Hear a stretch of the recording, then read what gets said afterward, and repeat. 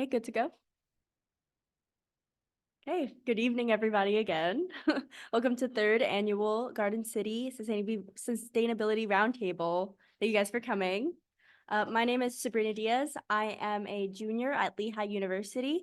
I'm studying civil engineering and political science. And I'm just here to give a brief presentation and to guide the roundtable today. So I'm gonna hand it off to Maeve Smith to introduce the Hope Club. Hi, I'm Maeve Smith. I'm the secretary of Hope Club with Simone, who's the president. We're both juniors at Garden City High School. And yeah, we're here to tell you a little bit about what the Hope Club is doing for sustainability at Garden City. And I'm Nee Pfaff. I'm here with Roisin Pfaff. We're the two representatives from the Garden City High School Science Research Program. We're also here to talk about our projects and how we're researching sustainability. So with that being said, I'm going to pass it over to Caroline, who's going to introduce our first guest speaker. Hi, I'm Caroline Flanagan. I'm a fourth-year engineering student at the University of Virginia. 2 years ago, I had the pleasure of taking sustainable energy systems with Professor James Groves. He's a leading educator in the sustainability field and is currently developing an inland flooding case study. He has also been an advocate for environmental changes in the local government of Charlottesville, Virginia. He inspired me to get involved at school and here in Garden City, and I'm very grateful that he is here today to share it with us.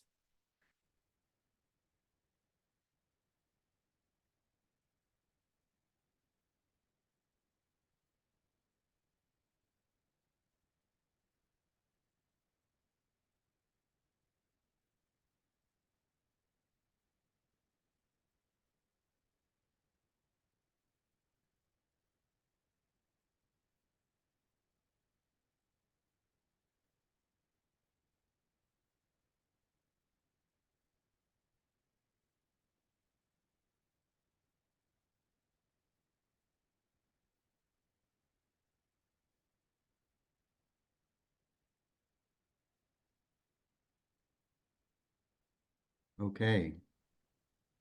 Good evening. I think I just got audio.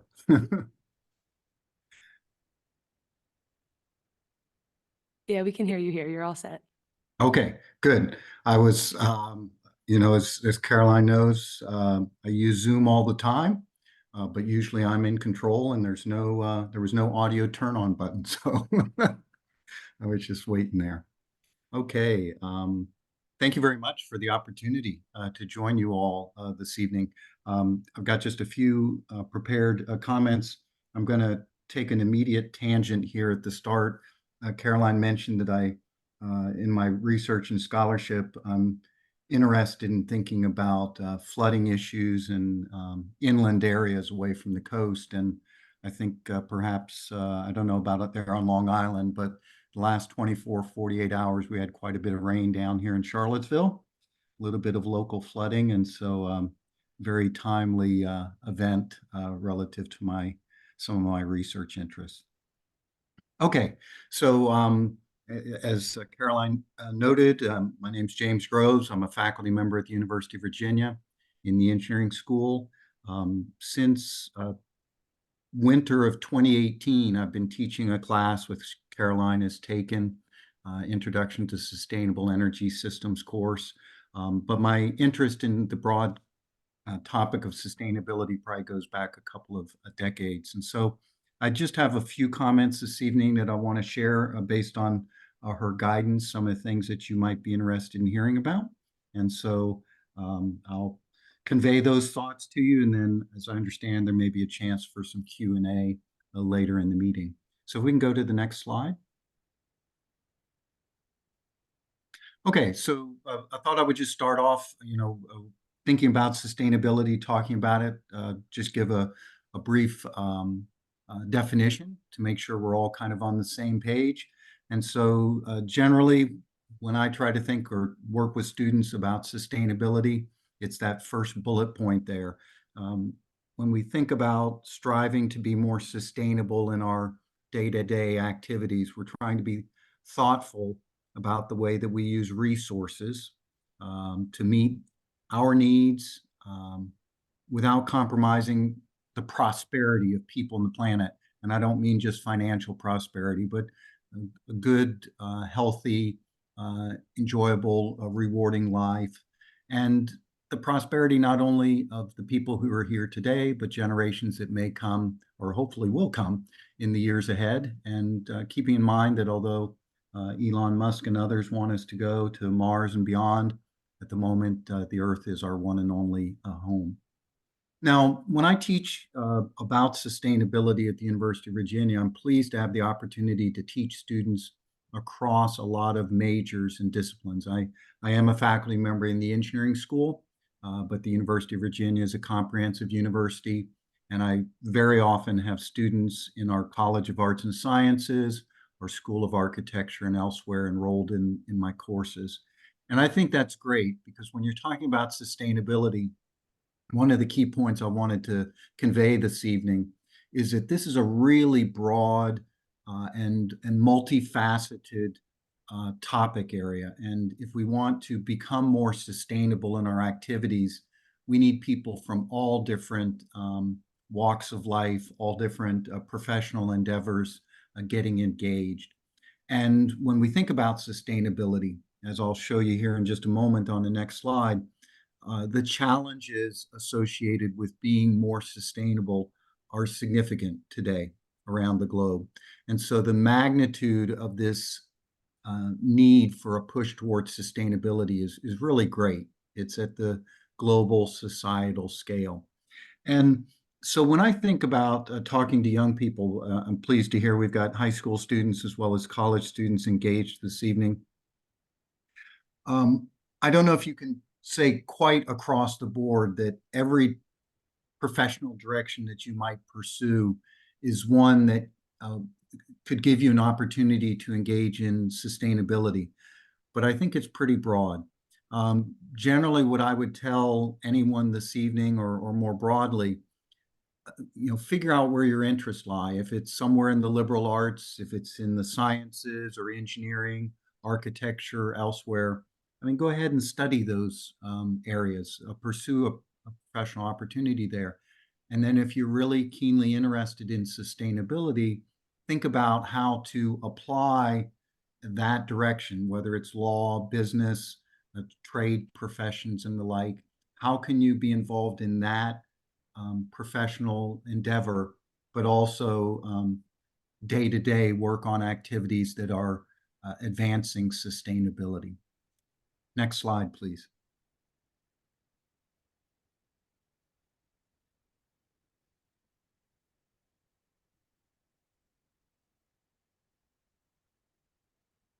Okay, so I was there for just a second. I saw the next slide. Hopefully we can, that one there with the colorful image. I don't know if those this evening have seen this image before, but this image on the right is one that's out there in the literature thinking about sustainability, and it tries to describe different dimensions of sustainable or unsustainable human activity. So one that's right there at the top you see is climate change. Certainly we're all familiar with that. But as you walk around that image, you'll notice a number of other terms, some of which will be very familiar, others which may not be so familiar. So biosphere integrity. What are we doing to the plants and animals here sharing Earth with us? What are we doing as we use the land? And that can be development in the big cities, but equally important, it's our use of land to feed ourselves. And actually, you'll see, and we'll get to it in a moment on the left, land use, freshwater change, this biogeochemical flows, which are things like pesticides and fertilizers. A lot of these pressures on sustainability are actually related to our food supply. And so you see that on a couple of dimensions. And then there's some others here: ocean acidification, particulate matter, air pollution, the ozone hole. Those of us that are a little bit older remember some years ago that was more of a concern than it is today. So there are a lot of different dimensions to sustainability. And I think one of the key messages I want to convey this evening is that the pressures that we put on the world around us, these unsustainable pressures, in large part are driven by the fact that our modern lifestyles, particularly places like here in the United States, are very energy intensive. And the energy sources that we currently tap into are harmful to the world around us, harmful to people with air pollution, some of the problems associated with climate change, severe storms and the like. And so we have a modern, prosperous lifestyle today that is driven by tremendous access to energy. And so as I started as an engineer thinking about this and teaching it, I certainly started more from a technology systems perspective and thought about how we move cars, airplanes, boats, all of the goods and services that we use, produced for us by industry.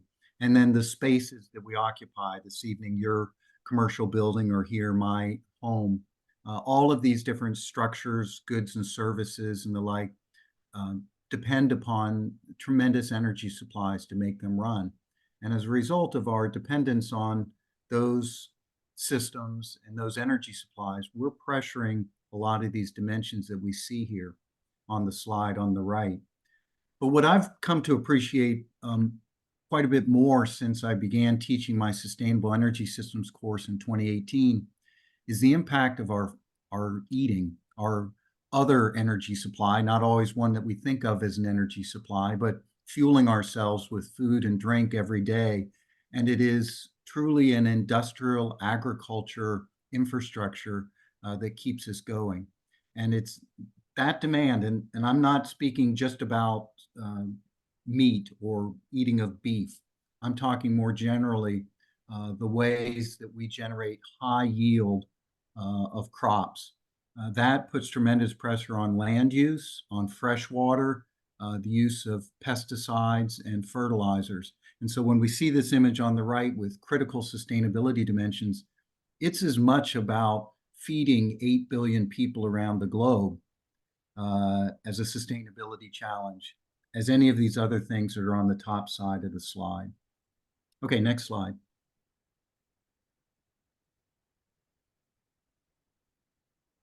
Okay, so thinking for those in high school or college that are here this evening, I mentioned earlier that the field of sustainability is broad and multifaceted. And if we want society locally, national level, globally to move in a more sustainable direction, there are all sorts of ways to get involved. And certainly I'm a college professor and we've got a number of students that are college students.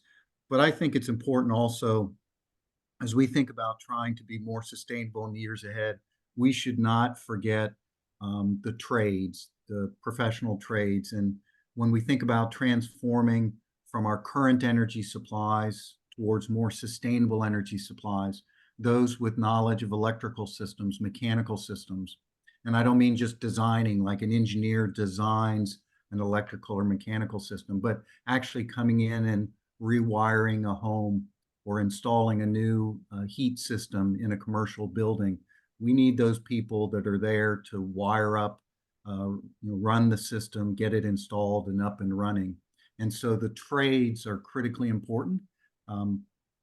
Just a brief sidelight, I think, even though I'm a college professor and I think college education is wonderful, I think our country has probably underemphasized the trades over the last number of decades, and it's particularly to our detriment now as we try to be more active in things like sustainability. And then construction, commercial residential buildings are important. If we think then in terms of college activities, there's a lot that depends upon public policy and planning, whether it's at the local community level, your villages or cities, state level, national, and even international. So public policy planning. I'm somewhat engaged in our local city here in Charlottesville, and I was communicating with one of our elected city council members in the last 10 days about a bicycle infrastructure here in the city and getting an update on the planning that needs to happen, that is going on and what may need to change in terms of public policy. I actually was emailing with one of my state representatives as well in the last week or two. Finance. These sort of transformations to a more sustainable set of systems are critically important, not only locally, but as Caroline may remember, when we think about achieving a more sustainable world, huge pressures internationally as countries like India, with their 1.4 billion people, seek to become more prosperous. And they will do that by tapping into greater energy supplies. And so how do we ensure that India's newly constructed energy infrastructure is sustainable, clean energy supply? So international finance is important. Science. There's a lot that we already understand. Scientists understand a lot about the pressures, sustainable or unsustainable pressures in the world around us, but there's a tremendous amount that we still don't understand or that we're uncertain about. And so if you're interested in science, basic science, understanding the world around us, great opportunities to make a contribution there. Certainly, I'm biased as an engineer, lots of things that we absolutely can and need to do. Sometimes I'm surprised in my teaching and work at the University of Virginia that those working in the software realm, computer science, at least here at UVA, they don't often have a full appreciation of how important software, the role that can be played with information technology. So great opportunities there. Architecture and education, right? It amazes me sometimes when I'm in the classroom and I'm teaching students often in their first or second year, and they say, I've had them ask me or in discussion ask one another, did you learn about any of this in middle school or high school? It's like some of them have, but many of them, these topics of sustainability have not yet percolated into the K through 12 education system. So whether it's a position like mine as a university faculty or K through 12 education, there's a great opportunity, not only teaching, say, math or teaching science, but teaching an English writing assignment where the assignment is related to getting students thinking about sustainability, thinking about history of the environmental movement, things to do with civic, social sciences, and the role of government in advancing sustainability. So all sorts of disciplines there. So as I've said before, I think it's important as a young person, identify and study an area that's of interest to you. And then anytime you have an option, whether it's selecting a course or an assignment within a course, think about how you can direct that assignment towards learning more about, thinking more about sustainability. I think there are tremendous opportunities, to contribute from anywhere, build your base, and then whenever possible, focus your interest on sustainability, your activities. Okay, next slide.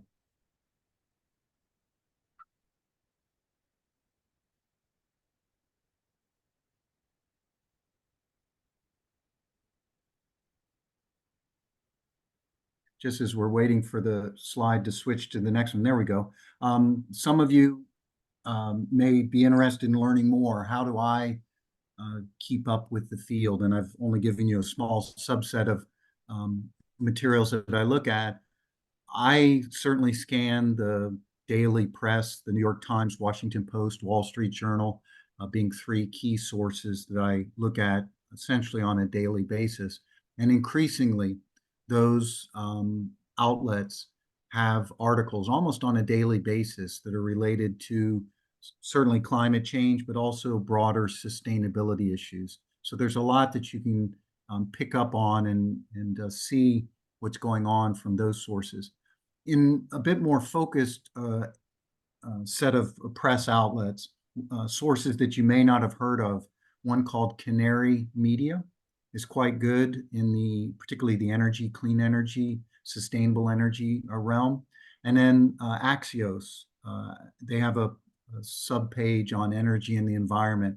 I think those are two good jumping off points to learn a bit more about sustainability. And I enjoy, as Caroline may remember, I enjoy podcasts and I use them in my courses. And so I was looking just in preparation for this evening And I give you, it's a bit of a long web address there. You can always use your phone and snap a picture of it.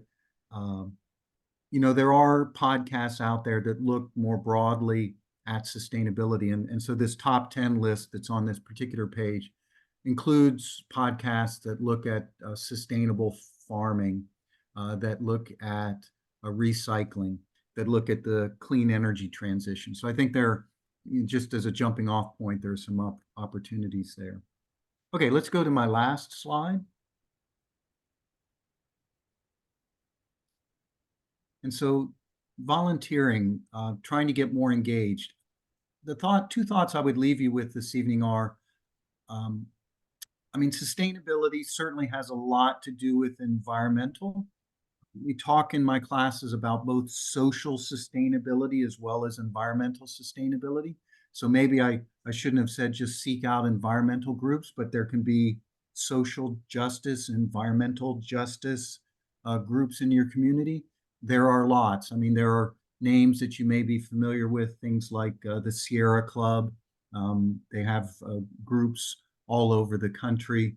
And then there will be local groups here in Central Virginia. We have the Piedmont Environmental Council. Those groups exist.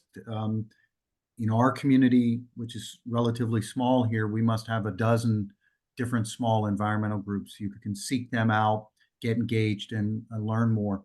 One that I've been emphasizing increasingly in my coursework is I encourage students to get involved in local governance.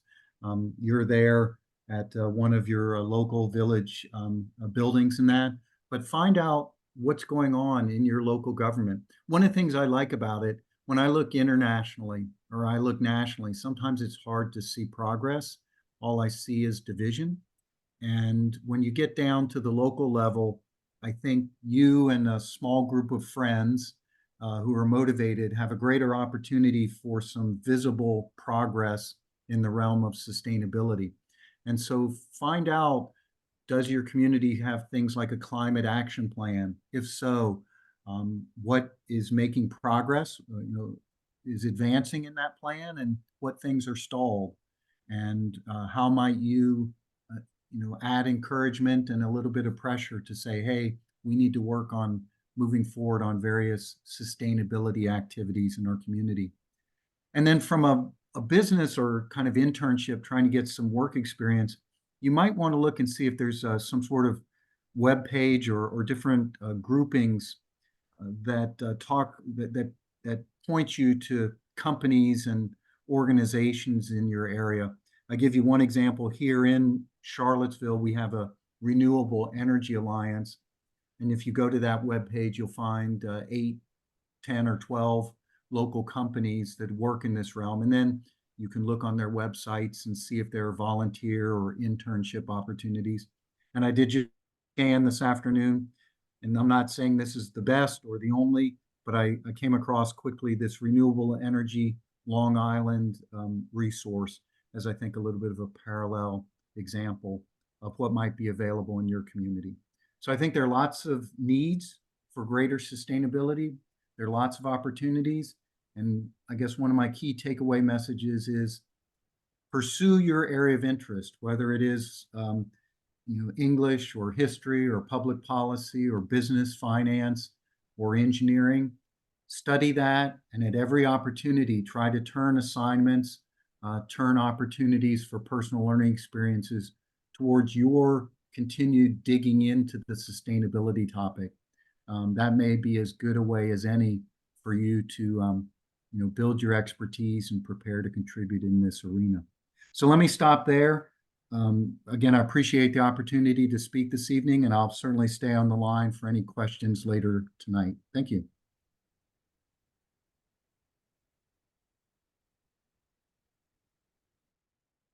Thank you so much, Professor Groves. And we have all those links that he put in the slides if anyone wants to follow up at the end of the meeting for that. And for the next speaker, we have Roisin. I'm going to pass it over. Hi, I'm Roisin. I'm a junior at Garden City High School. I'm a research student, and me and Neve are going to present to you on what the Garden City High School is doing with the science research program on sustainability.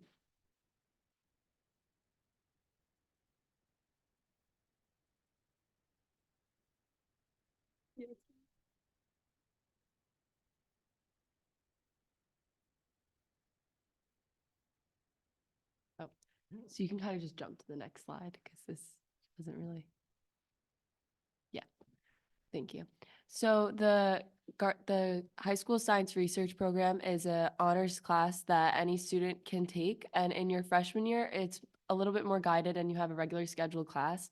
But as you get into your sophomore, junior, senior year, you have more freedom and independence in your research, and it's a great opportunity for students to choose what they want to research. And if you're interested in sustainability, you can um, focus your project around that. And you're mentored by Dr. Gordon, who's here, and he's very helpful with helping guide your research. And it's a great way to learn those research techniques and improve your understanding of sustainability if that's what you're interested in.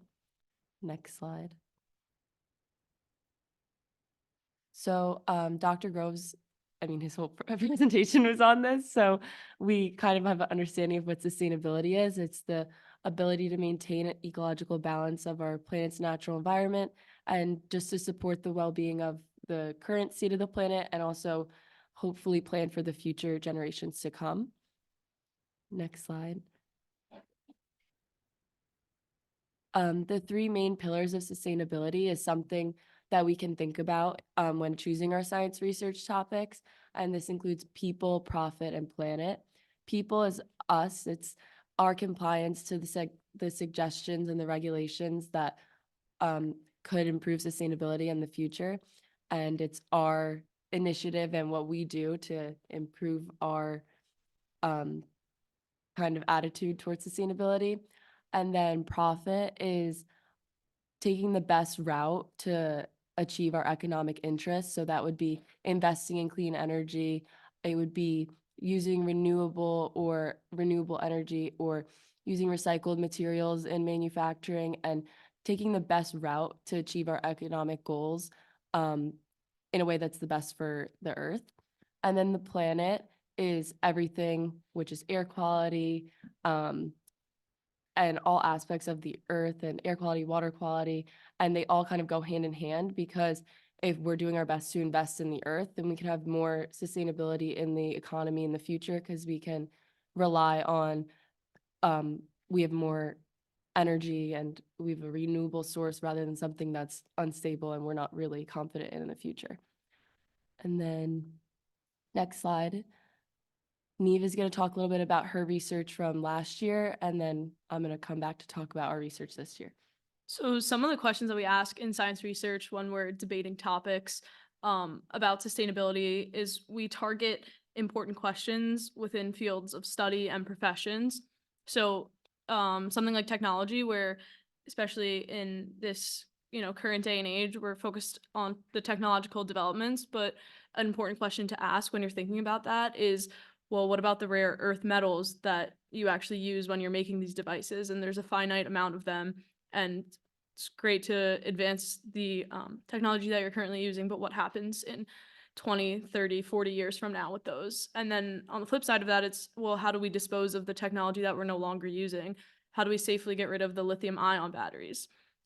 Transportation, the greenhouse gas emissions that I'm sure we all know of when we use a car. That's why a lot of people are now changing to electric vehicles. In terms of agriculture, well, if we're using pesticides to get a higher yield and to be able to feed more people, how does that affect our natural sources of water and adversely affect other farms, with runoff? Waste management, how do we make sure that companies and communities are safely and responsibly removing their waste and not dumping them into water sources? Garden City does a great job of that. We actually burn our waste and reuse it as a source of electricity. So with those questions in mind, I've worked on a number of projects throughout my 4 years. This is my 4th year in science research. Next slide. So one of the less research-oriented projects I would say that I worked on was a in-class recycling project. So we used cardboard boxes that you would get from Amazon, and we actually recycled them back into paper. This was easy, it was accessible, it was relatively cheap, didn't require a lot of materials. It's something that people can do at home. So we actually just took the cardboard boxes and we put them in a blender with water, created a pulp, put that back into a bath of water and used the screen that you see on the bottom right. We got off of Amazon to strain the pulp off the top of the water and then dry it on towels. You can go to the next slide. So these are the pictures of the results that we got. A relatively flexible paper that could easily be used as a at-home stationery. There's also opportunities to add decorations to the paper for cards. You could add flowers, you could dye it. If you wanted it to be white, you could bleach it. Relatively flexible, as shown on the left. You could also use it in more shipping boxes as a recyclable, sustainable form of packaging. There's two different thicknesses. So the top left picture, the piece on the left is like 2 layers of the pulp. The piece on the right is 1 layer of the pulp. So there's flexibility in terms of what kind of results you wanted to see. You can go next slide. And then another project that I worked on, this is a little bit more research focused and intensive, focused on heavy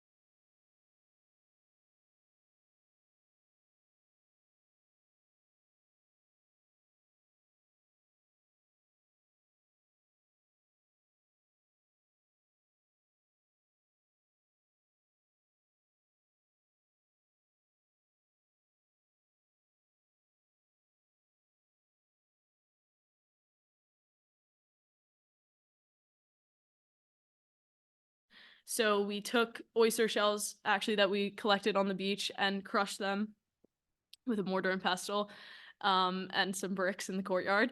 And we added them to a copper sulfate concentration. And we found that after straining out the concentrated copper sulfate water solution again, the shells actually took on a blue color, which was kind of the first indication that this might work. And we used water testing strips that you can get on, again, Amazon or any scientific supply store. And you can go to the next slide. We actually found that the project was relatively successful. So we tested it over a course of 5 minutes, 10 minutes, 15 minutes, and then 20 minutes. We kept the same water and shell solution the entire time and would just take different test strips.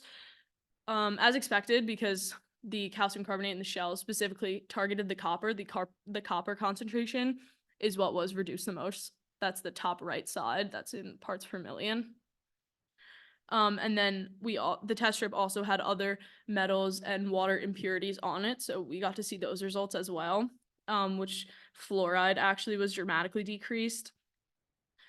Chromium concentration was negligible. There wasn't a definitive enough answer on whether that was beneficial or not. So we decided that the project was successful in terms of copper, so we then created a 3D printed water filter prototype, which is what you see on the bottom right, that we placed the coffee filter inside of and seashells. Based on the graph right above that, we decided that leaving the copper mixture with the seashells for an extended period of time didn't make a large difference, and that the majority of the reaction happened immediately, which is why we decided on the filter model instead of some sort of sitting like bath of it. So this year I'm working on another project with Roisin to build upon this research, which she'll kind of tell you a little bit about right now, and hopefully expand upon it and make it a little bit more realistic and able to use. So hand it back over to her. You can go to the next slide. So this year we're entering in the Long Island Water Quality Challenge, and the goal of this challenge is to create a green infrastructure project that can help reduce nitrogen pollution on school grounds. So the winning teams would get $2,500 grant to be used for implementation on school grounds, and they could use their project design as an actual plan, which I thought is a pretty cool idea for encouraging students to think about sustainability. So kind of basing it off of Neve's project, that's where we got the idea to enter this competition. But however, this focuses on nitrate levels instead, which is still equally as great as of a problem. Stormwater runoff on school property can transport the nitrogen pollution through the watershed, which is Long Island's main source of drinking water into the groundwater. And also it can cause toxic algal blooms, which can lead to low oxygen conditions, which can kill marine life and degrade marine habitats. So for our green infrastructure plan, which we'll see how it goes this year and throughout our research, we're in the process of it. You can go to the next slide. Our goal is using Neve's copper concentrate research. We plan to crush up the seashells to see their effectiveness to mitigate high nitrate levels. We're setting up a simulation using a tank with algal blooms to raise the nitrate levels, and then we'll see how the seashells can reduce the concentrate of nitrates. And then if this works, we've researched a material called construction material called tabby, which is made of like a concrete seashell type of material. And we're gonna do a DIY version of that where we're just gonna crush up the seashells and put it in concrete. And we'll see if when we run water over this, if it reduces the nitrate levels. But we will see this year in our research if all of our hypotheses are met. I'm gonna pass it over to Maeve now to talk about the Hope Club at the high school. Hi, I'm Maeve Smith again. So basically, you can go to the next slide. The Hope Club is helping our planet Earth, and it's the environmental advocacy and awareness club of Garden City High School. Some of the activities that we do include gardening, creating presentations on endangered species, engaging in debates on current environmental issues, and campaigning for increased recycling throughout the district. Additionally, we have opportunities to give back to our community through volunteer work at the bird sanctuary and through beach cleanups. The beach cleanups typically happen once every 2 months and are organized by our supervisor, Robert Wiedenhoft. The club is open to anyone who has an interest in the environment and sustainability. I'm going to pass it to Simone to talk about our in-school activities. Hi, I'm Simone Ostacher, and I'm the president of Hope Club. During our weekly meetings, our activities tend to fluctuate depending on the season. So during like when school starts in the fall and towards the end of the year in the spring, we spend most of our time outside. We as Hope Club like pretty much are like the sole tenders of a garden in Garden City High School in the courtyard. We plant fruits, vegetables, flowers, and it's always a lot of fun every year to be able to see them bloom and really see the fruition of our hard work from the beginning of the year. During the winter, we tend to focus more on education on environmental issues. As Maeve stated, some of our activities include creating presentations on endangered animals. We engage in debates and discussions on current environmental issues. This kind of relates to like what you were saying before with science research, but I remember one thing that we discussed was the influence of electric cars on the environment and whether it would be better for people to switch over or to keep their old gas cars. And we also now are trying to focus more on outreach. One long-term goal that we have as a club is we want to use our bake sale money to adopt an endangered animal that we've made presentations for. Next slide, please. So we have some out-of-school activities as well. Last year, for the first time, since I think pre-COVID, like members of the Hope Club, mostly officers, got to go to Homestead, and perform a Lorax skit to educate like primary students on the environment and the impact of like recycling and reducing waste. as I mentioned before, we can also do like beach cleanups, which is another great way to give back to our community. But yeah, we hope to do the Lorax again, but hopefully at more than one primary school so that we can get a bigger outreach. And then if you want to go to the next slide. So in these pictures, it just shows us performing and like interacting with the kids to try to like portray the importance of like recycling and how sustainability can like help. So yeah.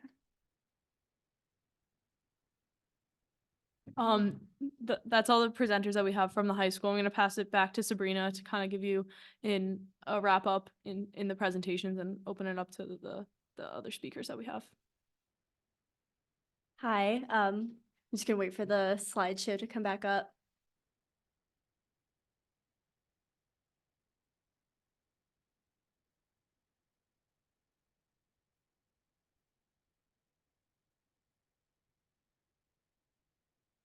Yes.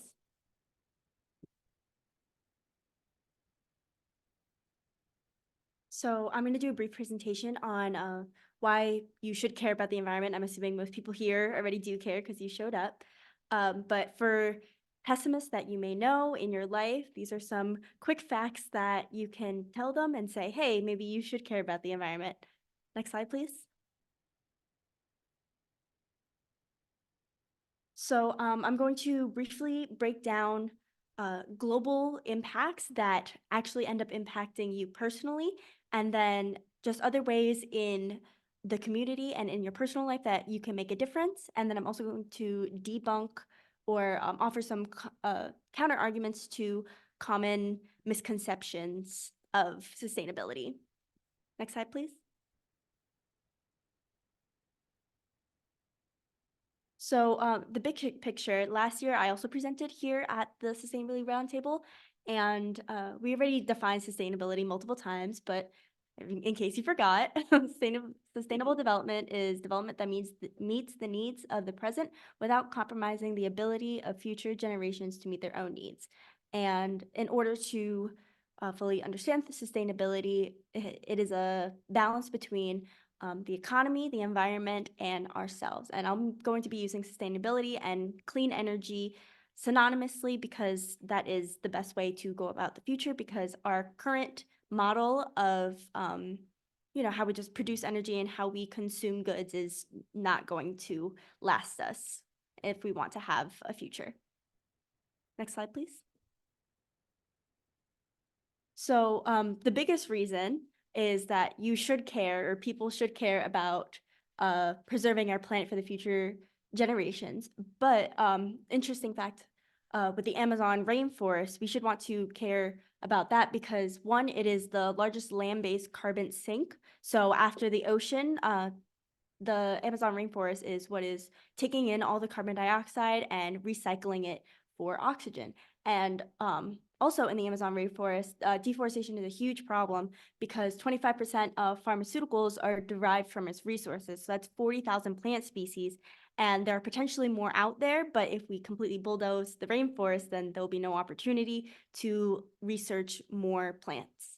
And the final reason is we must transition to more sustainable energy because by 2050, we will be seeing the effects of energy shortages because with our increasing population and the decrease in fossil fuels, they're just not going to be enough to sustain our current lifestyle. So A, we need to change our lifestyle, and B, we need to invest in clean energy because in one of my classes in college, we talked about this idea of peak energy or peak oil, and we are reaching that, and it's debated because there are still deposits that are still being found, so the peak keeps getting pushed back. But as it was described earlier, we can't keep betting on finding future deposits and need to focus on a reliable resource, and that will be clean energy. Next slide, please. So in GC community, another reason why you should care about sustainability is it just builds community pride and interconnectedness. It's really nice just seeing everybody here wanting to care for the same cause.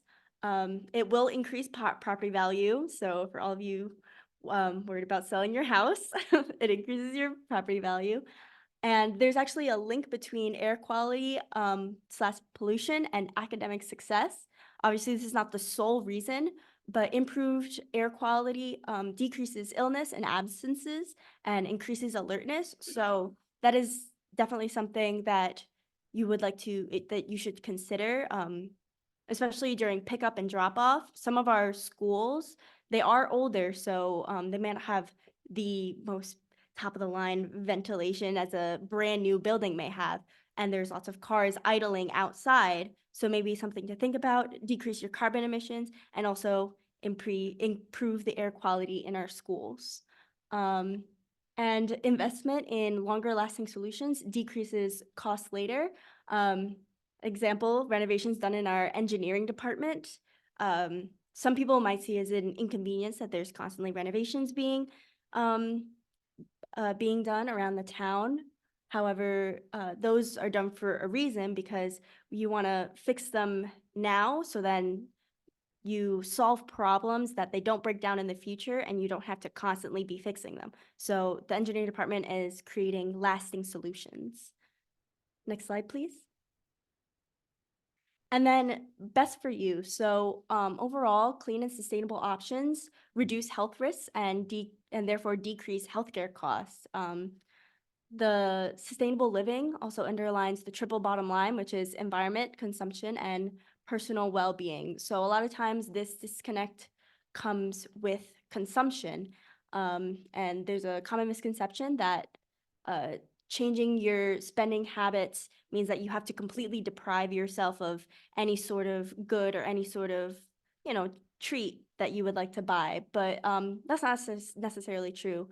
It's just about thinking about what you're buying, how much, and where. So a way to do that is to just think about where you're buying, and a link that I don't have a link, but I have a website about mindful consumption. It's on the next slide, but next slide, please.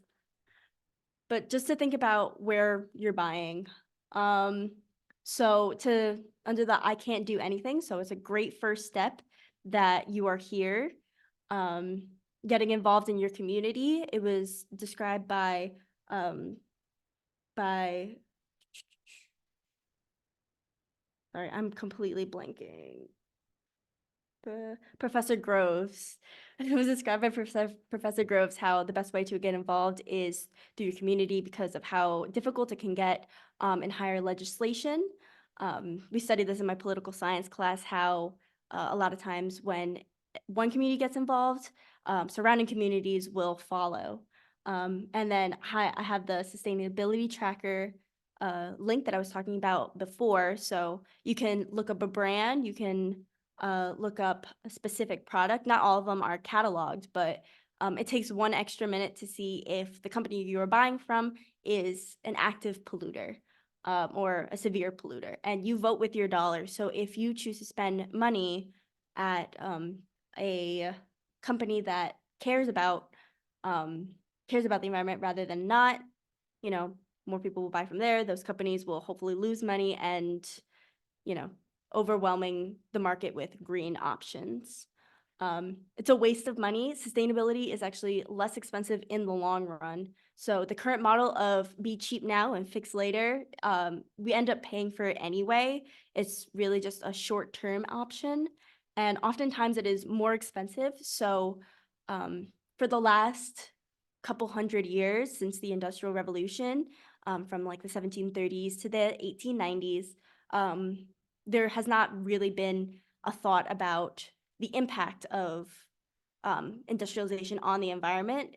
That was only really a thing until 1970, so really not too long ago.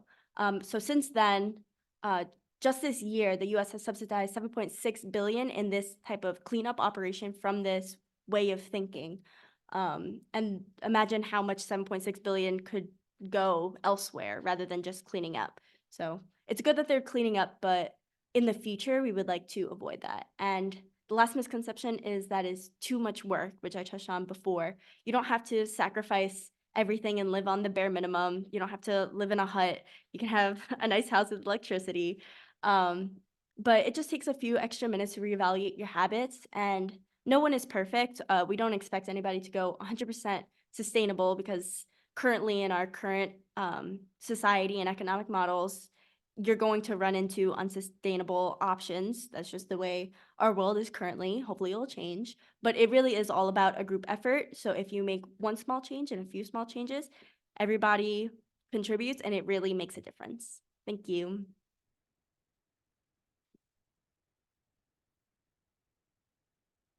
So now I would like to open to the floor to anybody who would like to come up and talk about their sustainability ideas and what they're doing. We have a couple interesting people in the audience. I just ask that you limit it to 5 minutes so we could have an opportunity for everybody to speak. Oh, it's open floor, so anybody who wants to talk can just go right up.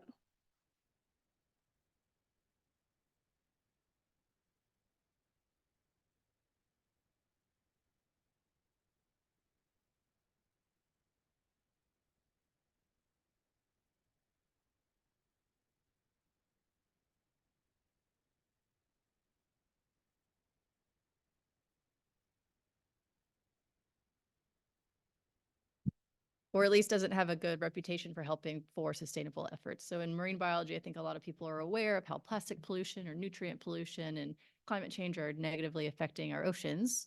And there's certainly a lot of career opportunities in that realm from all of the different fields that was pointed out by Dr. Gross: policy, basic research, education. So I won't even cover that. But in the terms of microbiology, I kind of want to highlight this as an interesting field for battling climate change. So some of our microbes are photosynthetic and are currently being used to try to develop new sources of like biodiesel. And so there's a lot of interesting research, biotech, and engineering opportunities for anyone who wants to get involved with that. So this is really a growing field.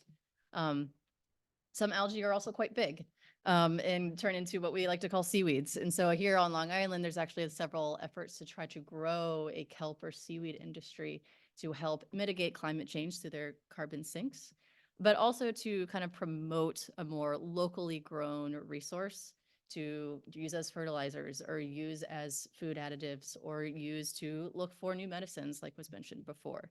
So that's like a local way to try to get, build an industry to support sustainable efforts here on Long Island. I wanted to be very brief so that we have time for other people to talk, but as a professor here on Long Island, I'm starting to learn some of these new fields, and I'm happy to answer more specific questions on opportunities like that. And I want to finish up by saying if anyone's interested at, high school students or to anyone out in the community, Farmingdale offers different types of certificates in sustainable energy and even like sustainable energy technician certifications that are available to anyone who's not just a generally enrolled college student. So if you're interested in that, definitely look up Farmingdale's website, our sustainable initiative office, and an easy way to learn more about what you can do and opportunities right here on Long Island. Thanks.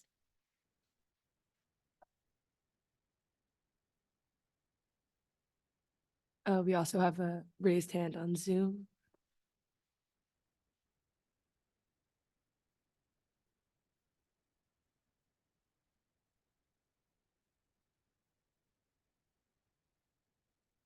Hi, everyone. This is Neha Wadwa. Can you hear me? Oh, I can't see the room anymore, so if you're nodding, I won't be, I can't tell. We can hear you. Great. Okay. Thank you.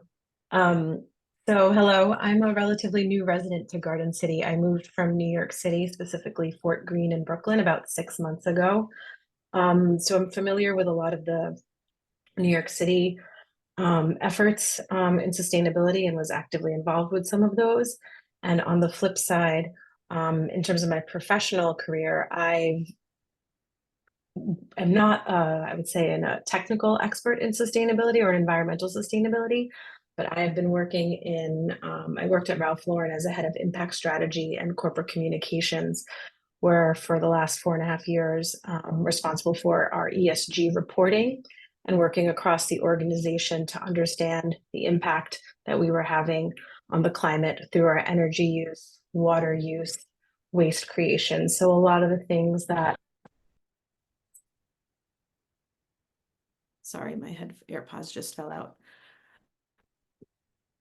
a lot of the things that our previous speakers have shared. And I have to just pause here and say how inspired I am to see the research, the attention, and the curiosity that's here with our university and high school students. That certainly there was not, at least I didn't see this level of curiosity, interest, and action when I was that age. So it's just so inspiring to see you all so committed and pursuing really ways to change the world and the community and at a societal level.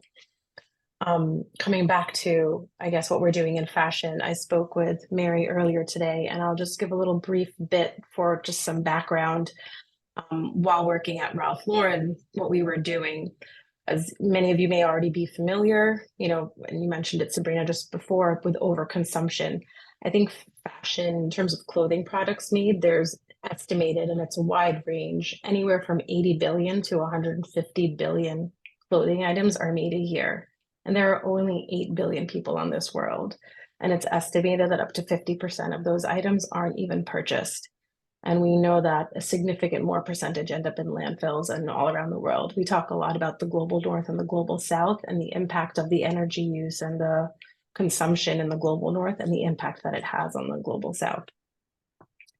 And at Ralph Lauren, what we did was first very much come up with a strategy and benchmark our use across all these different areas to understand first what our use was, what kind of waste we were creating, and at that point put a strategy together on how to reduce that.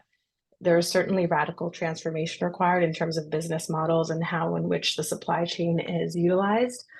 And there's a lot of work being done in terms of piloting new ways to do that and partnerships with some incredible companies.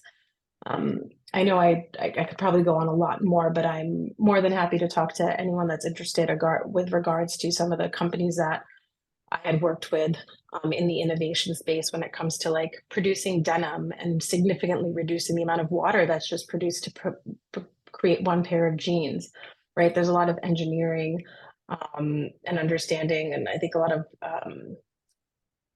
technical expertise required within industry as well.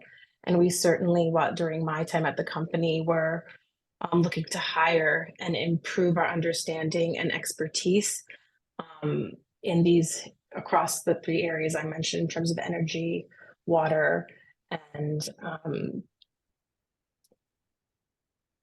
blanking on the last one right now, but yeah, so I'm more than happy to talk about sort of like the intersection of sustainability and fashion. And one of the areas I'll just mention as a last note that I found particularly exciting to work in, and one that I'm pursuing further to develop a bit more technical expertise and further my own understanding, is this concept of circularity and thinking about when I create a product, what's the afterlife going to be?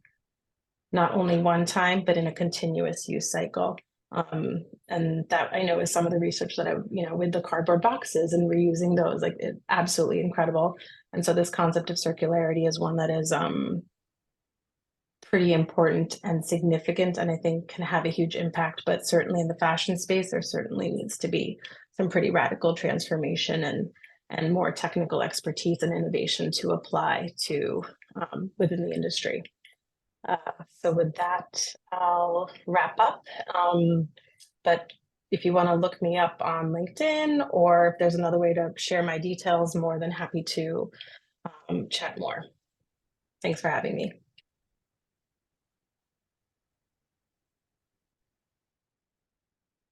Thank you, Neha, for sharing.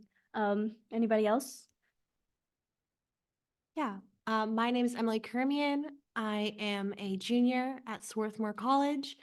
I'm majoring in environmental studies, and a big concentration of my major is environmental justice. And I think the beauty of my college and this major is like interdisciplinary nature of it, the study. In addition to taking biology courses, the course that's made the biggest impact on me has been environmental justice, which is a focus on how when there are polluting industries, they're often placed in communities of color and communities that are of a lower socioeconomic class. And personally, having grown up in Garden City, I think that's completely unacceptable. It's not fair that certain communities, just on the basis of their skin or the basis of how much they earn, that their children should have a higher rate of asthma, a higher rate of cancer. I think that's completely unacceptable. So one of the organizations that I volunteer with and that I support is called Equate, or Earthquaker Action Team. Quakers have a long history of nonviolent direct action. So many of the actions that we've taken have been against polluting companies. And we want them to take accountability for what they've done and also make more commitments not to pollute these communities and not to hurt like the planet as a whole. And I'm very proud of that. I definitely just like Professor Groves said, like to get involved in community groups is super important. I recently had the privilege of organizing a youth action with Equate, where high schoolers and grade school students made signs and we gathered together. And it was a really beautiful experience to see that so many young people care. I think a big thing that I think about for sustainability is our generation didn't really do a lot to cause these sort of issues, but it's really inspiring to see people my age picking up the mantle and deciding that they're going to combat these issues. And that's partly why I want to become an environmental lawyer and sort of take that initiative. Yeah. Thank you, Emily. It's also really cool because Emily and I are from the same graduating high school class. So same year, completely different field or slightly different fields, but we end up having similar interests. So I would like to pass it off to Hunter talking about the bird sanctuary. Okay, hopefully this is on. Thank you. My name is Hunter McGuire. I'm a junior at Garden City High School, and I don't have any pre-prepared remarks, but I would like to speak for a moment about the Garden City Bird Sanctuary and the current situation there. If you're not familiar with the Garden City Bird Sanctuary, it's on Tanners Pond Road. It's actually a former sump along the Long Island Railroad line that was converted into a local nature preserve. And it's a really amazing community resource. It's open from, I think, March to September on weekends, and I highly encourage you to visit. But I went to the Garden City Bird Sanctuary a couple of years ago, and I was really kind of shocked and alarmed to discover I was walking around, and the areas that are preserved and are able to be maintained are beautiful.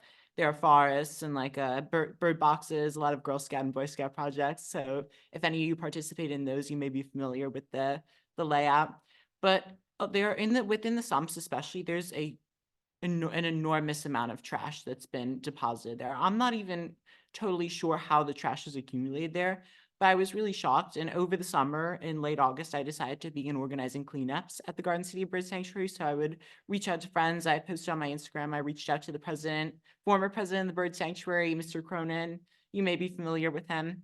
And I began going there on Saturdays to organize cleanups. We would go down to the pits of the sanctuary with our trash bags, and we would just continue to pick up trash. We were able to completely clean up a small area of one of the smaller pits, but there is really a large volume of trash that still remains. Some areas, it's just kind of, as far as the eye can see, plastic bottles, single use. If you talked about consumption, I remember it's crazy because a large percentage of the waste that's there is food packaging, like takeout containers, plastic bottles, plastic utensils, straws. It's amazing and horrifying at the same time.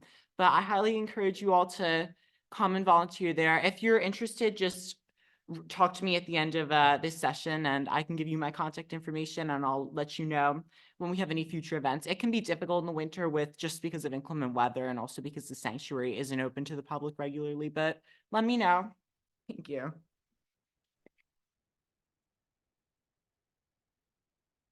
Thank you, Hunter. It's great just to see initiatives that you take in your community. I would also just like to leave the floor open to anybody who would like to come up. Yes.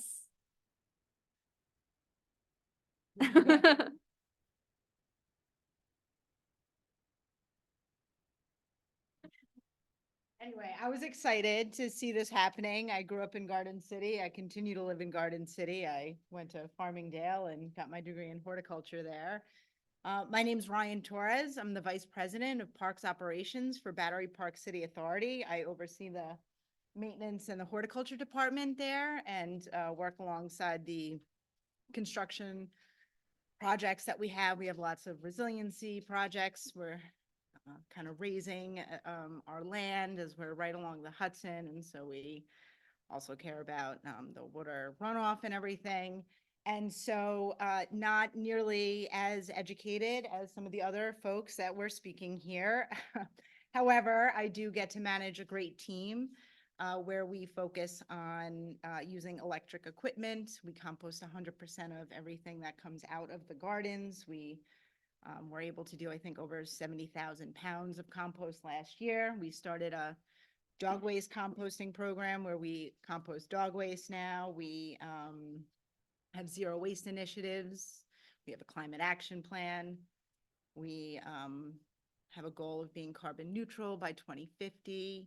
And so I think a little bit to maybe what the professor said earlier is that I kind of work with the folks that are on the trades side of it. And so, you know, our electricians are converting things to LEDs. Our masons are trying to use permeable pavers and all of that stuff. Even the janitorial staff that I oversee, we use green cleaning solutions and trying to figure out ways to reduce paper towels and things like that. So I thought it was fun to see this and great because I managed to, not on purpose, and I didn't choose sustainability, but it became the thing to do. And I happen to work with a great place in the city, but would love to help Garden City in any way I could. So, thanks. I love Farmingdale. Thank you, Ryan. Is there anybody else who has any questions or would like to say something? Yeah, come up. Hi, my name is Catherine Clavin, and I'm a junior at Garden City High School. I'm also in the science research program with Roisin at Neve. And this year, we're sort of doing a project more on like reusing materials in one's own home. And it sort of started this fall. I was headed home from field hockey practice, and like around my neighborhood, we have leaf blowers, like blowing leaves and putting them into trash bags. And I was just curious, like, oh, I never really thought about it before. Like, I wonder what they do with the leaves in the town. So I go back to my group in science research and we sort of start discussing it. And we think of a way of maybe how to reuse leaves in one's own home instead of having people come and collect them. So me and a few partners of mine, we looked up the leafcutter ant, which is a type of ant which basically uses leaves and creates a home for itself and sort of like a beehive, I guess. But we sort of thought of the idea, like, what if we can do something like that where we can make sort of a machine to cut up the leaves and then somehow like put them some sort of like mulch or compost, like someone else mentioned, and maybe like use it in one's own home. So we started like doing more research about that, and we're planning on 3D printing some sort of machine to replicate the leafcutter ant. And recently we also had the idea of creating some sort of like second part of the machine that maybe, well, because when we were looking at all of these leaves, we were sort of researching them online, and we discovered that some like were less likely to grow certain plants. So we thought of this idea to add something else, maybe to separate the different types of leaves and only incorporate the ones that could grow plants. And now we're trying to make some sort of a garden in the science research lab to grow things out of our little chopped up leaves from our 3D printed leafcutter ant machine. So I just thought I'd share, and I'd just like to say this is so interesting, and I've like really learned a lot from being here. So thank you. That's a really cool initiative. Like, I didn't even know that. My sister's in science research, and I mean, I've heard of some of these projects, but I really like that leaf cutter. And if you decide to go mainstream, Mr. John Baroni is right over there. So he's your leaf guy. Is there anybody else who would like to talk a little bit about their sustainability experience? Sorry, I know I've talked before as like a president of Hope Club, but one other aspect of sustainability that I've been involved in is through the Girl Scouts. Because for the Girl Scout Silver and Gold Award, an incredibly popular topic is about sustainability and about conservation and the environment. And I just feel like a lot of people don't realize how many people are interested in helping conserve the environment and how easy it is to get in contact with people who will support your project. My sister's in 8th grade and she's working on a project to plant trees in a neighborhood park. It's so easy to just go online and look up contact information for people who will help you. And just by doing that, it's so easy that every individual action ends up being a collective thing, which will help the earth.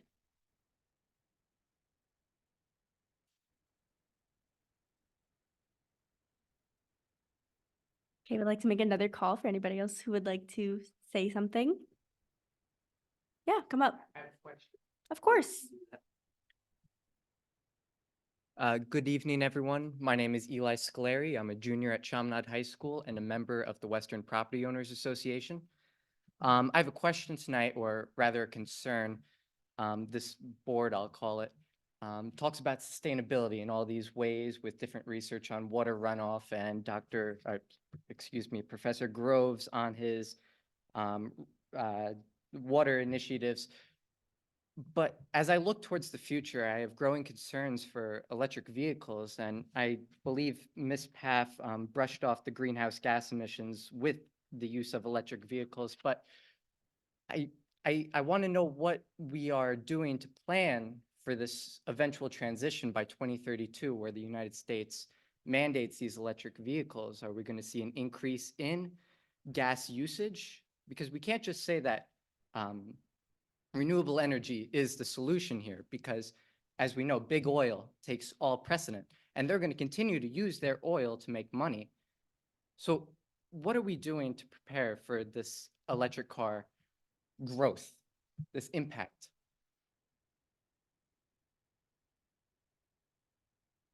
I don't know if I'm like the most qualified to talk about this, but I did a project.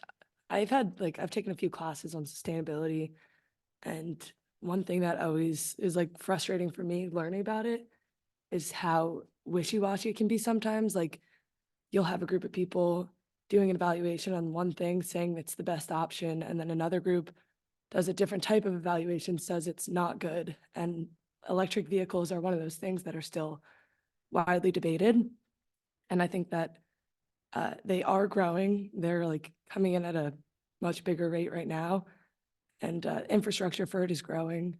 And I think it's going to remain something that people are going to be devised on. Like there's going to be people who are against it. I don't think that you can easily say like it's going to be everyone in a few years. I think people are going to live out the gas powered cars they have now. And I think it's just one of those things like there's no solid answer to the future of it. You say the infrastructure is growing. Can you elaborate more on what you mean by infrastructure? Yeah, like charging stations, which are very important for like distance. Do you have any information on the infrastructure for the actual production of this energy? No, and I do know like, I mean, you'd have to have like transformers nearby, and we did some projects on it, but I'm not an expert in the field by any means, so I don't really know. Fair enough.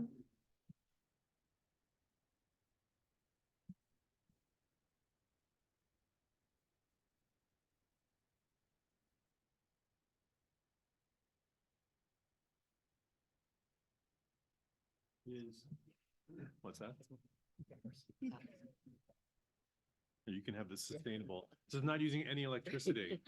So I was unclear a little bit on what your specific problem or question was. I think there was a lot of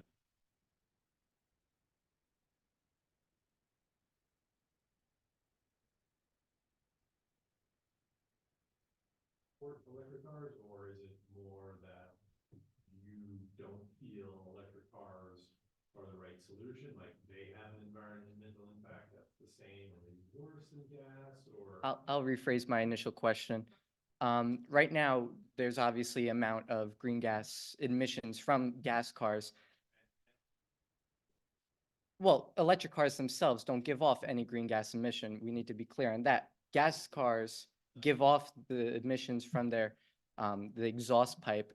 Electric cars in and of themselves just drive. Am I wrong on that?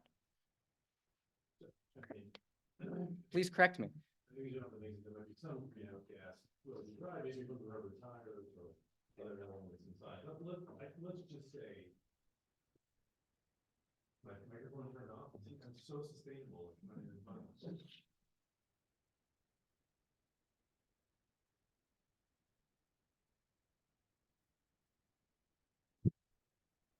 There. Now you can hear me. Okay. Sorry. I think you wanted to make a comment about electric cars and their greenhouse gas. Well, remember, with electric car, you got to power it. How you getting? Yes. So unless you can, hydroelectric or nuclear, then you're putting emissions. Right now, our grid is not 100% renewable. So whether it's electric cars or gas car, electric car will be using, because you have to get the battery power. The battery has to be charged. Plus, you got to manufacture the battery. Plus, you got to manufacture cars. Cars don't, electric cars are, they require, energy to produce them.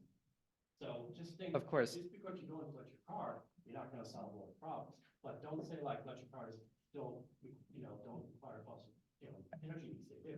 I understand that, and I'll go back to my question again. Everything by your logic has the result of green gas, is the result of green gas emissions, but I'm talking about the device itself. Electric cars, when they drive, sure, they put rubber on the road with the tires. Let's just say no. Let's say they don't emit anything. Yes, they don't emit anything.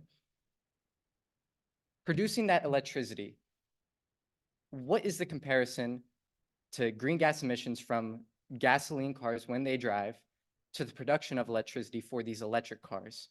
You're talking about the power plant. Let's just say that it's a natural gas or some fossil fuel that's being burned. We're taking roughly taking solar and wind. Am I off again? Yes, I am. Nobody wants, somebody doesn't want me to talk. So I think that's what you're getting at. Like you need a power plant that's emitting greenhouse gases to create electricity to send to somebody's house or a charger to charge that car.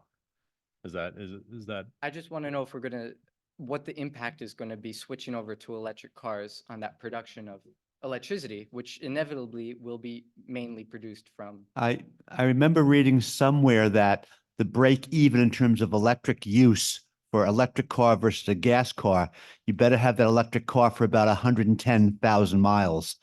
Anything under about 50, 60, there's certainly a question that there's more energy used in making that car than there would be if you had just simply used a regular gas car, between the battery and some of the other costs.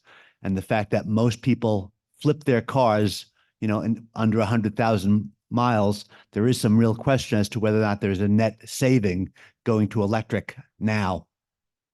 Yeah, I mean, that is definitely relevant. And I read that article. I think it was on like a hybrid CRV or something, but so you have a great question. So you're talking about the scope, the emissions scope, right? There's scope 1, scope 2, and scope 3. Scope 1 is when you build the thing, which is what we were just talking about. And scope 2 is the car itself, right? So scope 1 is high, and it's largely understood that scope 1 of building a environmentally friendly car is higher than it is on an existing, internal combustion engine. And so for that reason, we don't have all the evidence that that's exactly right, but let's just say it is. So we got to keep the car longer to offset the production of that greenhouse gas of the car. The car itself doesn't emit anything because that's scope 2 at the thing. And then scope 3 is like, how are you powering that? I think if I got that right. Anyway, so there are, and I don't have the figures on this, but there are absolutely lots of projects going on even if you just talk about things like solar and wind to create energy for our grid. whether that's a solar farm, whether that's a wind farm, or even things where people are trying to put solar on their roofs. Like all of that stuff is helping.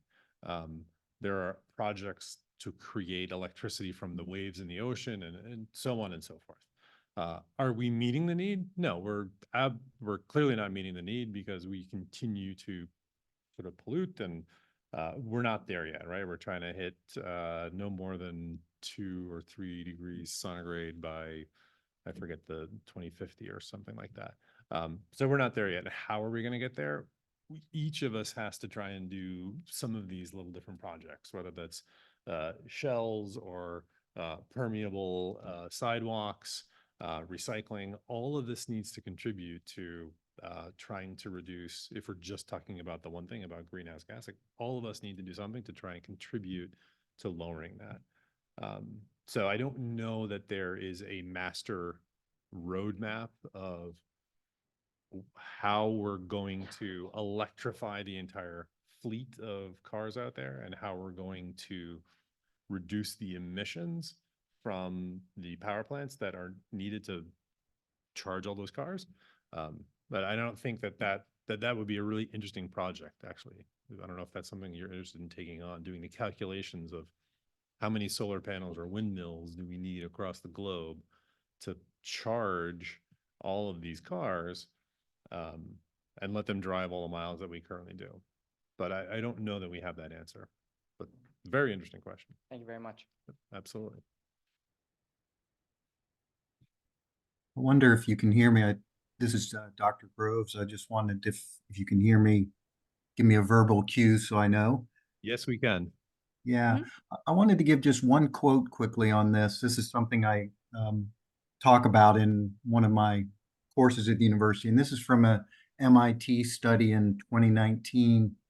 And I just quote, it says, for similar sized vehicles in the United States today, the per mile life cycle, including both vehicle and battery production, the per mile life cycle greenhouse gas emissions for battery electric vehicles run on the present US average grid electricity are approximately 55% of the emissions from conventional internal combustion engine vehicles.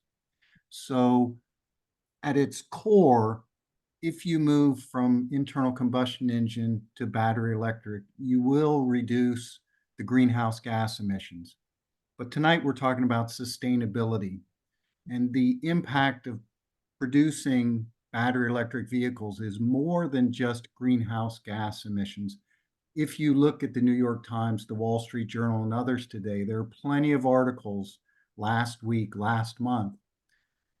These new clean energy systems are more materials intensive. The amount of copper, the amount of nickel, maybe the amount of cobalt that go into these battery electrics is greater than what has to flow into today's internal combustion engine vehicles. That doesn't get accounted for when you look at only greenhouse gas emissions.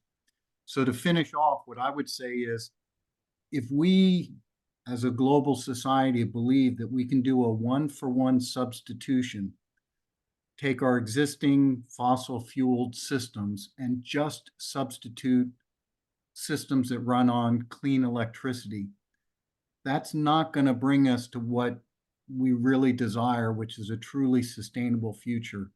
We need to look at some changes, whether that's use in transportation of more shared public transportation, looking at micromobility, e-bikes and e-scooters, things like that, walking. So it's not easy going forward.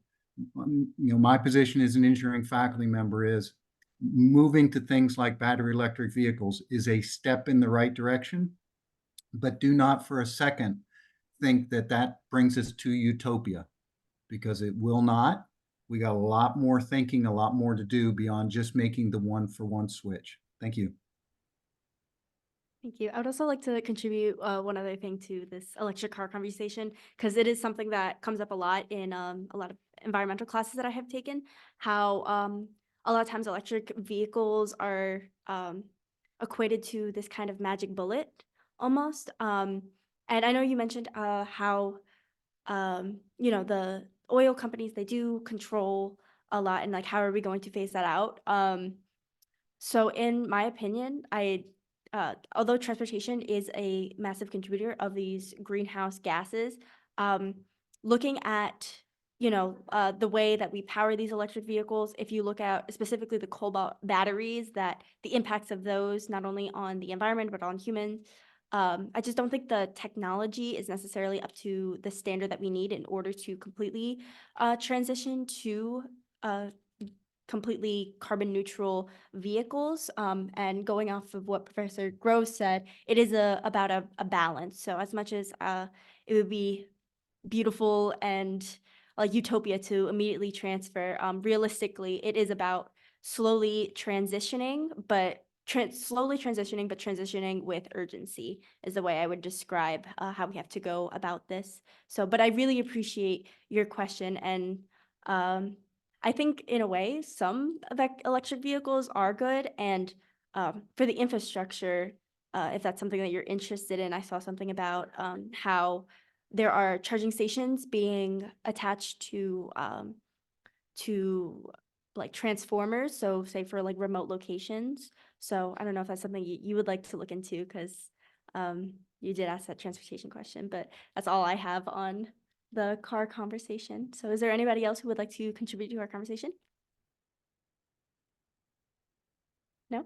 Oh, sorry. But I just wanted to contribute one small thing, because actually last year in Hope Club, we had this like exact conversation, and we just came to the conclusion that pretty much everybody else did, that it's less about an immediate transition to electric cars and more about using the car that you do have for as long as possible, so as not to contribute to the emissions that would result from the production of a new car, and then transporting to electrical when it's economically feasible and when you physically can't use your car anymore. Mhm. Yeah, and that also comes back to like holding larger companies accountable for the way that they manufacture cars.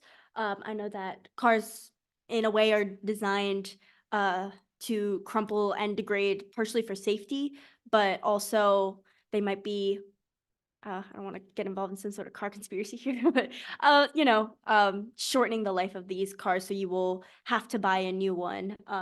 But you know, investigating how to safely make cars longer might be an alternative to completely going electric, like a hybrid car that will last a while, because that is sustainable. Okay, if that is all, oh, we have one more, of course, yeah.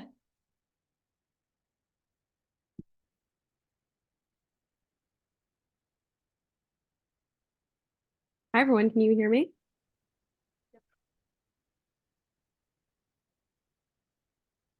I can hear you. Yes, we can hear you. Perfect. Hi, everyone. Anna Riley. I grew up in Garden City and went to the high school as well. So I'll just echo what a few others have said. I think it's really cool and impressive to see how much passion for sustainability there is, especially from high school students here. So I went to Boston College and was an environmental studies major there, and I heard a couple other environmental studies majors among us today, so very excited to hear that. And I now do public sector consulting. I just wanted to share a bit about my current engagement as it's related to sustainability. So I currently work with the state of Vermont, and basically they had pretty disastrous flooding in July that caused many, many millions of dollars of damage statewide. So my team is working to help the state navigate the FEMA Public Assistance Grants Program, which provides funds to communities to recover from natural disasters like this, and also helps them to build more resiliency into their towns and cities so that they can avoid some of these damages in the future, you know, during the next flooding event. It's a really cool project to be part of. I think really taking more of the government side of sustainability and seeing some of the real world applications of the science. It definitely reminds me of some of the actions that Long Beach took after Hurricane Sandy, you know, with like raising a lot of the houses, for example. So yeah, I just wanted to underscore for the students that there are a ton of real world applications of this science and sustainability principles that you're studying.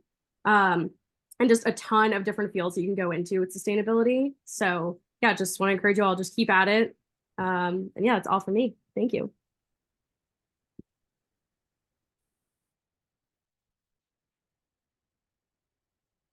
Okay, it is 9 o'clock. I just want to make sure that, did we get everybody that would like to say something? Okay, great. I would like to thank you all for coming to our sustainability roundtable. And we would love to see the initiatives that you guys take, and we look forward to next year, see any potential changes and developments. Thank you.